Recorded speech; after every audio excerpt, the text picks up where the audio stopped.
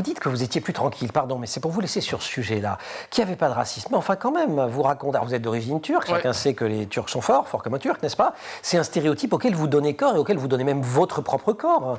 Il y a d'autres moments où vous dites, il y a des gens qui se méfient de nous de manière un peu incompréhensible, on en croise. Non, mais... C'est quand même du racisme, tout ça. Oui, mais à l'époque... Ce que vous voulez dire, c'est que vous ne le vivez pas comme tel. Oui, à l'époque, en fait, on estime que c'est normal.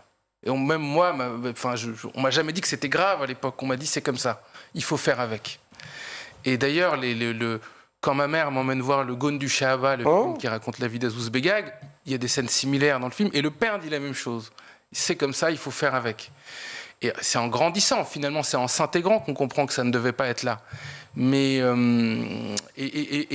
me semble aussi qu'on comprend très vite que même quand on sent qu'il y a une discrimination, si on se met à lutter contre, en fait, on est dans le mythe de Sisyphe, quoi. Ça ne va jamais s'arrêter.